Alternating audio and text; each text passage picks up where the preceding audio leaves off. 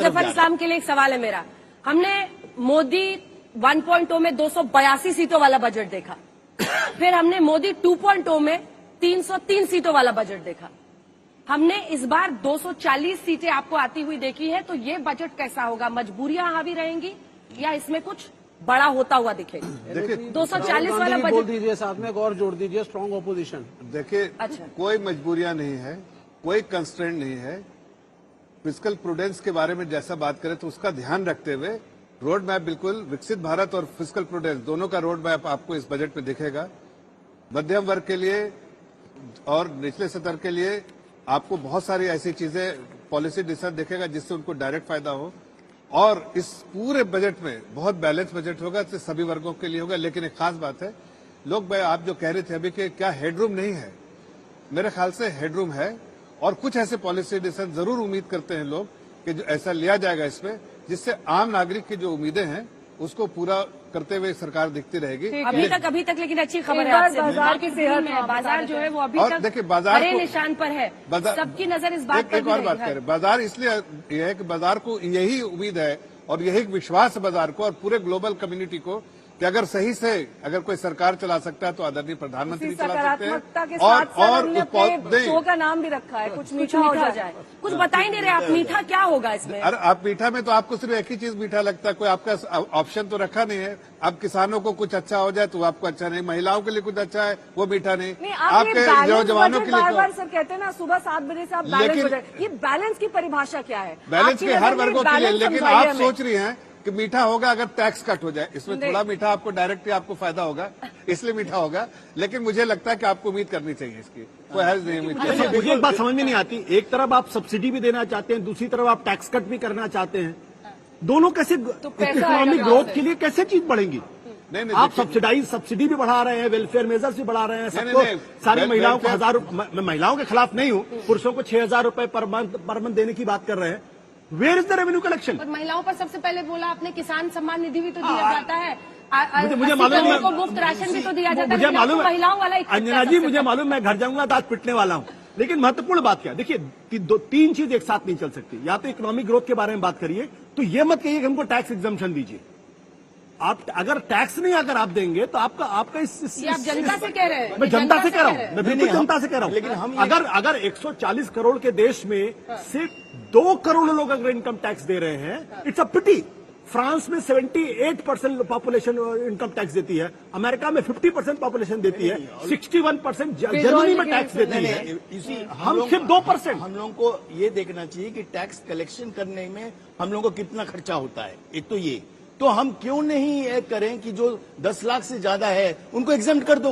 क्यों आप खर्चा कर रहे हो, जबकि जो 10 लाख से ज्यादा है वो इतना कम मात्रा में है कि हम उनको एक्चुअली निकाल सकते हैं। आप सिर्फ डायरेक्ट टैक्स गिरा रहे हैं, डायरेक्ट टैक्स में तो, बट इनडायरेक्ट टैक्स में देखिए, that's what I am saying, आप डिस्पोजेबल इनकम यदि बढ़ाओगे तो डायरेक्ट टैक्स रेवेन्यू बढ़ेगा आपका, तो लगातार बढ़ रहा है, तो हर साल बढ़ रहा है। तो ऐसा है ना कि क्या क्या तरीके नहीं अपनाए गए टैक्स के लिए? काला पैसा डिक्लेयर कर दो, टैक्स लग जाएगा और उसको सफेद बना लो, क्या क्या नहीं हुआ हम लोगों ने देखी है, अपनी आंखों से देखी है। लेकिन उसके बावजूद लोग सामने आकर टैक्स देने को तैयार नहीं होते, नहीं तैयार है। देखिए इनडायरेक्ट टैक्स में आप देख रहे हो अंजना जी, टैक्स चोरी सबसे बड़ी समस्या है साहब। नहीं, आप बिल्कुल सही कह रहे हो, बिकॉज अब लेकिन टेक्नोलॉजी आ जाने पे वो चोरी भी घट रहा है।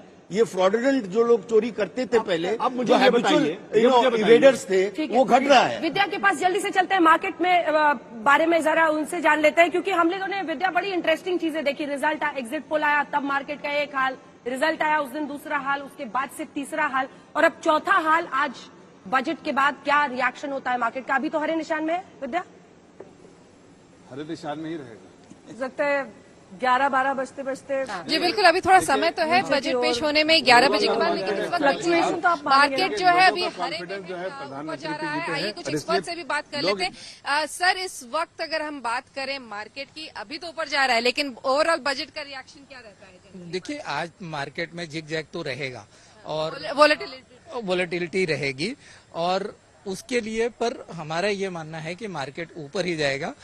एफएम हमारी जो है उनको पता है कि क्या करना है, और देश की इकोनॉमी में और उसके ग्रोथ के लिए कुछ भी कंप्रोमाइज करने वाली नहीं है। तो ये गवर्नमेंट भले ही कम मेजॉरिटी से आई है इस बार, लेकिन वो ये हमेशा उनका रहा है कि अपने देश को तरक्की कैसे फास्ट वे में किया जा सके, तो वो जरूर उस पर ध्यान देंगे, इंफ्रा पे देंगी, इंफ्रा पे ज्यादा मैं स्पेंड। एक चीज और जानना चाहूँ कि बजट डे के दिन भले ही मार्केट अक्सर ऊपर जाते हुए दिखता है, पूरे पिछले कई सालों से हमने ऊपर जाते हुए देखा है, लेकिन बजट डे के दिन अगर 10 सालों का डेटा ले लें तो बजट डे के दिन गिरता ही गिरता है। आज भी गिरेगा? नहीं, क्या होता है, एक्सपेक्टेशन बहुत होती है और कभी कभी एक्सपेक्टेशन को लाइन में लेके बजट नहीं खड़ा होता है, इसलिए रिएक्शन आता है, वॉलेटिलिटी रहती है और उस पर रिएक्शंस होते हैं। तो ये साल हमारा ऐसा मानना है कि ये गवर्नमेंट का पहला बजट है, तो ग्रोथ और सोशल दोनों को बैलेंस करेंगे, फिस्कल डिसिप्लिन को भी मेंटेन करेंगे और इकोनॉमी को आगे बढ़ाने के लिए काफी अच्छे मेजर्स आएंगे। खास करके इंफ्रास्ट्रक्चर ग्रोथ के लिए बहुत इम्पोर्टेंट है। एम्प्लॉयमेंट, अनएम्प्लॉयमेंट का जो प्रॉब्लम है उसको सॉल्व करने के लिए भी वो मदद करेगा।